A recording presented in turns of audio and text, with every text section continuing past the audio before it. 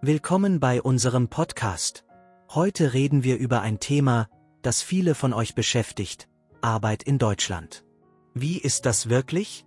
Was verdient man? Wie findet man einen Job? Bleibt dran! Deutschland ist eine der größten Volkswirtschaften der Welt. Platz 3 weltweit nach BIP. Millionen Menschen kommen jedes Jahr für Arbeit, aus der EU, aus Asien, aus dem arabischen Raum. Aber warum eigentlich? Stabiles System, hohe Lohne, starke Sozialleistungen. Das schauen wir uns heute genau an. 45 Millionen Erwerbstätige in Deutschland. Arbeitslosenquote unter 5%. Das ist sehr niedrig im internationalen Vergleich. Mindestlohn 2024 bei 12,41 € die Stunde. Das klingt attraktiv. Aber was steckt dahinter? Das erklären wir heute. In dieser Episode gehen wir durch 5 große Themen. Erstens, welche Berufe werden am meisten gebraucht? Zweitens, was verdient man wirklich, brutto und netto? Drittens, wie findet man überhaupt einen Job? Viertens, ist es leicht oder schwer als Ausländer? Und fünftens, wie ist die Arbeitsatmosphäre in Deutschland? Diese Folge ist für alle, die in Deutschland arbeiten wollen. Egal ob ihr gerade plant, schon dort seid oder einfach neugierig seid. Kein Chinesisch, alles klar und direkt erklärt. Wir sprechen auch über Dinge, die die meisten Ratgeber verschweigen, wie die echte Bürokratie, die Sprachbarriere und wie der Alltag wirklich aussieht. Fangen wir an mit dem Wichtigsten. Welche Jobs werden in Deutschland eigentlich am meisten gebraucht? Die Antwort wird euch vielleicht überraschen, denn es sind nicht immer die glamourösesten Berufe, die am meisten gefragt sind. Platz 1 ohne Diskussion: Pflegeberufe. Deutschland hat eine stark alternde Bevölkerung. Bis 2030 fehlen schätzungsweise 500.000 Pflegekräfte im Land. Als Krankenpfleger oder Altenpfleger habt ihr fast garantiert einen Job, in jeder Stadt, jeder Region, sogar auf dem Land. Die Nachfrage ist riesig und wächst weiter. Platz 2, IT und Software. Entwickler, Systemadministratoren, Cybersecurity-Experten, Data Scientist, alle werden händeringend gesucht. Über 100.000 offene IT-Stellen allein in 2023. Wer programmieren kann, wer Netzwerke versteht, wer mit Daten umgehen kann, hat in Deutschland eine goldene Karte. Und das Beste: hier braucht man oft kein perfektes Deutsch. Deutschland ist weltbekannt für Maschinenbau, Automobilindustrie, Elektrotechnik. BMW, Mercedes, Bosch, Siemens, BASF, das sind keine Zufallsnamen. Das ist die Stütze der deutschen Wirtschaft. Maschinenbauingenieure, Elektroingenieure, Verfahrenstechniker, besonders mit Deutschkenntnissen, sind extrem gefragt und gut bezahlt. Elektriker, Klempner, Maurer, Schreiner, Dachdecker, Installateur. Das Handwerk leidet unter enormem Fachkräftemangel. Viele Betriebe suchen verzweifelt Auszubildende und Gesellen. Und das Beste: ein guter Handwerker in Deutschland kann sehr gut verdienen, manchmal mehr als ein Akademiker. Das ist kein Witz. Lkw-Fahrer, Lageristen, Logistikfachkräfte, Gabelstaplerfahrer. Durch den Onlinehandel ist dieser Sektor explodiert. Amazon, DHL, DPD, Hermes, alle suchen ständig Personal. Führerschein Klasse C ist in Deutschland buchstäblich Gold wert. Wer fahren kann, findet sehr schnell Arbeit. In Schulen und Kitas fehlen tausende Fachkräfte. Erzieher und Grundschullehrer werden in allen 16 Bundesländern gesucht. Wer eine anerkannte pädagogische Ausbildung hat, findet fast sofort Arbeit. Allerdings, Sprachkenntnisse auf hohem Niveau sind hier absolut notwendig. Mit Kindern zu arbeiten ohne gutes Deutsch ist kaum möglich. Restaurants, Hotels, Cafés, Bars. Dieser Sektor erholt sich nach Corona langsam, hat aber immer noch enormen Personalmangel. Koche, Kellner, Rezeptionisten, Haushaltspersonal. Hier findet man oft auch ohne perfekte Deutschkenntnisse Einstiegsjobs, besonders in touristischen Städten wie Berlin, München oder Hamburg. Ärzte, Physiotherapeuten, Zahntechniker, medizinische Fachangestellte, Apotheker, Laboranten, das gesamte Gesundheitswesen boomt. Wer einen medizinischen Beruf hat, muss in Deutschland keine Angst um seine berufliche Zukunft haben. Allerdings, die Berufsanerkennung kann hier besonders komplex und zeitaufwendig sein. Buchhalter, Sachbearbeiter, Projektmanager, Vertriebsmitarbeiter, HR-Fachkräfte, Einkäufer, die klassischen Büroberufe. Diese sind wettbewerbsstarker als Pflege- oder Handwerksberufe, aber für gute Kandidaten mit soliden Deutschkenntnissen und relevanter Erfahrung weiterhin sehr zugänglich. Wichtiger Kulturschock für viele. In Deutschland gibt es zwei gleichwertige Bildungswege, Studium und die duale Ausbildung. Eine Ausbildung zum Elektriker, Bankkaufmann oder Mechatroniker ist gesellschaftlich genauso angesehen wie ein Bachelorabschluss. Das ist in vielen anderen Kulturen undenkbar. Akademiker werden nicht automatisch bevorzugt. Wenn ihr im Ausland studiert oder eine Ausbildung gemacht habt, euer Abschluss muss in Deutschland anerkannt werden. Das läuft über die Anabin-Datenbank oder das IQ-Netzwerk. Manche Berufe wie Arzt, Anwalt, Apotheker oder Ingenieur brauchen spezielle staatliche Zulassungen. Das kann 6 bis 18 Monate dauern. Plant das ein. Gut, jetzt wisst ihr, welche Berufe in Deutschland am meisten gesucht werden. Aber was verdient man wirklich? Lass uns jetzt über Geld reden, ehrlich, konkret und ohne Beschönigung. Das ist das Thema, das die meisten am meisten interessiert. Seit 2024 liegt der gesetzliche Mindestlohn in Deutschland bei 12,41 € die Stunde.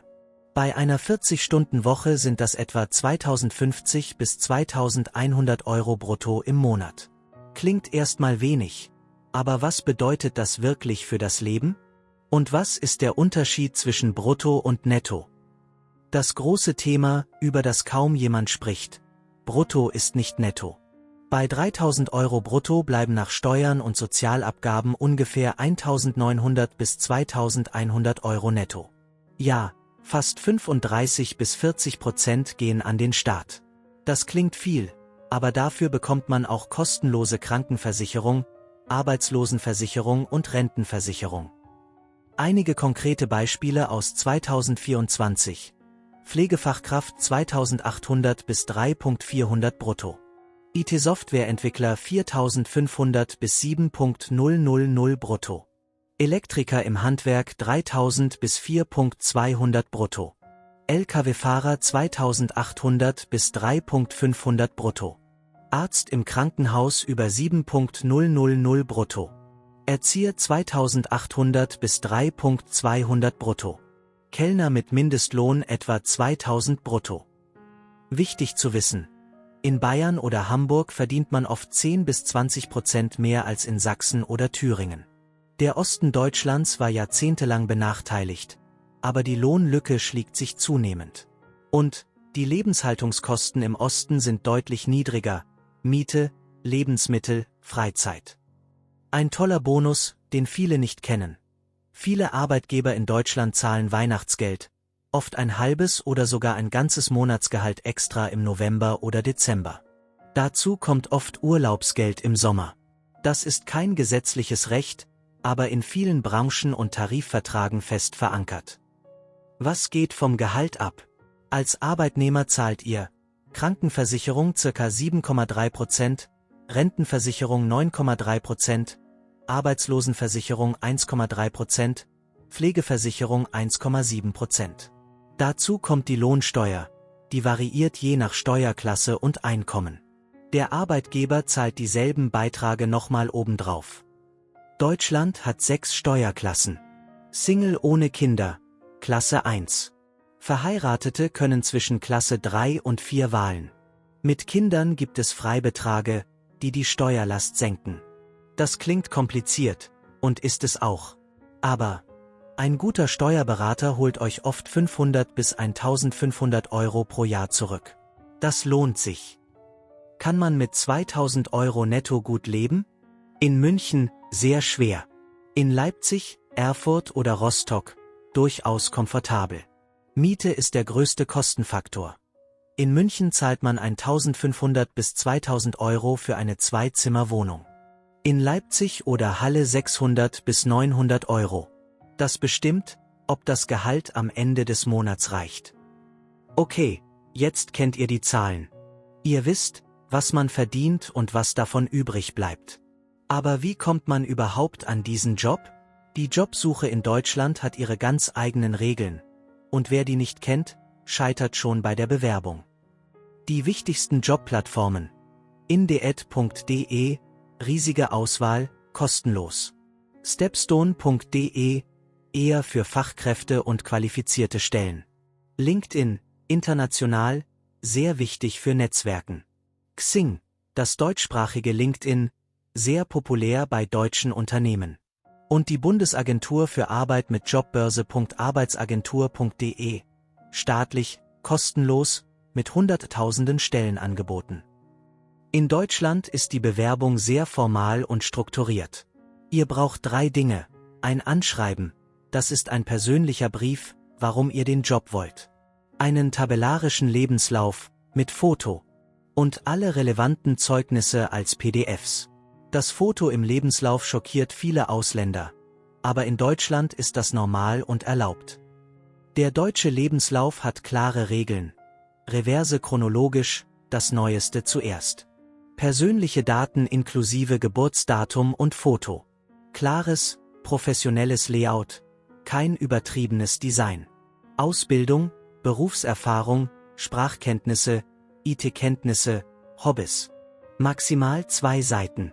Deutsch oder Englisch, je nach Stelle und Unternehmen. Ehrliche Antwort, sehr wichtig. Für die meisten Jobs braucht ihr mindestens B2-Niveau. In der IT-Branche und bei international aufgestellten Firmen reicht oft Englisch. Für Pflegeberufe und medizinische Tätigkeiten braucht ihr nachgewiesenes C1.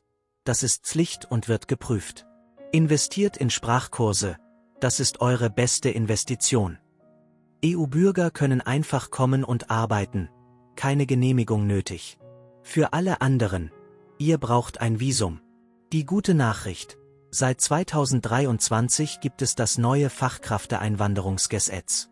Es macht es deutlich leichter für qualifizierte Nicht-EU-Fachkräfte nach Deutschland zu kommen. Besonders für Berufe auf der Mangelberufsliste. Wenn ihr in Deutschland ankommt, gibt es eine Checkliste. Erstens, beim Einwohnermeldeamt anmelden, das ist Pflicht. Zweitens, Steuer-ID beantragen. Drittens, Bankkonto eröffnen. Viertens, Rentenversicherungsnummer besorgen. Das klingt nach viel Bürokratie, weil es das ist. Aber es ist machbar. Plant 2 bis 4 Wochen für all das ein. Wie überall auf der Welt gilt: Netzwerk hilft enorm. Viele Jobs werden über Empfehlungen besetzt, bevor sie öffentlich ausgeschrieben werden. LinkedIn und Xing sind dafür wichtig. Tipp: arabischsprachige Communities in Deutschland, besonders in Berlin, Frankfurt, Düsseldorf und Hamburg, können euch beim Einstieg sehr helfen. Die ehrliche Antwort: Es hängt stark davon ab, was ihr mitbringt. Mit anerkannter Fachausbildung und B2 Deutsch, ja, relativ schnell möglich, oft innerhalb von 3 bis 6 Monaten. Mit Hochschulabschluss in einem Mangelberuf, gut möglich. Ohne Qualifikation und ohne Deutsch, sehr schwer. Die Sprache ist der Schlüssel, das lässt sich nicht umgehen. Deutsche Arbeitskultur hat klare ungeschriebene Regeln, die man kennen muss. Nummer 1. Pünktlichkeit ist heilig. 5 Minuten zu spät ist keine Kleinigkeit. Es ist eine Aussage. Frühzeitig absagen ist immer besser als zu spät kommen. Professionalität im Umgang. Per Sie mit Kollegen und Vorgesetzten am Anfang. Duzen kommt mit der Zeit, aber warte darauf, dass es angeboten wird. Ein echter Vorteil, der viele überrascht. In Deutschland wird Arbeit und Privatleben sehr strikt getrennt. Feierabend bedeutet wirklich Feierabend. 28 bis 30 Urlaubstage im Jahr sind gesetzlicher Standard. Nach 18 Uhr ans Telefon des Chefs, nicht üblich und wird selten erwartet. Das ist ein echter Kulturschock für viele, die aus anderen Arbeitskulturen kommen. Deutsche Arbeitgeber und Kollegen schätzen direkte Kommunikation. Feedback wird direkt gegeben. Das klingt manchmal hart oder kalt, ist aber nicht böse gemeint, sondern gilt als respektvoll. Hierarchien existieren, sind aber weniger streng als in vielen südeuropäischen oder arabischen Arbeitskulturen. Ideen und Kritik von Mitarbeitern werden ernst genommen. Deutschland hat sehr starke Arbeitnehmerrechte. Das ist ein riesiger Vorteil. Nach der Probezeit von 6 Monaten greift der Kündigungsschutz. Bei größeren Firmen gibt es einen Betriebsrat, der eure Interessen vertritt. Mutterschaftsurlaub und Elternzeit sind gesetzlich garantiert. Und wenn ihr krank seid, zahlt der Arbeitgeber bis zu 6 Wochen voll weiter. Deutschland bietet echte, realistische Chancen für qualifizierte Fachkräfte aus aller Welt. Pflegeberufe, IT, Handwerk, Ingenieure. Der Bedarf ist riesig und wächst. Die Sprache ist der wichtigste Faktor. Ohne Deutsch ist es sehr schwer. Informiert euch über Berufsanerkennung, bereitet eine solide Bewerbung vor und unterschätzt nicht die Bürokratie, aber lasst euch davon nicht entmutigen. Wenn ihr Fragen habt, Erfahrungen teilen wollt oder ein bestimmtes Thema tiefer beleuchten mochtet, schreibt es in die Kommentare. Abonniert den Kanal für mehr Episoden. Viel Erfolg auf eurem Weg. Tschüss und bis nächste Woche.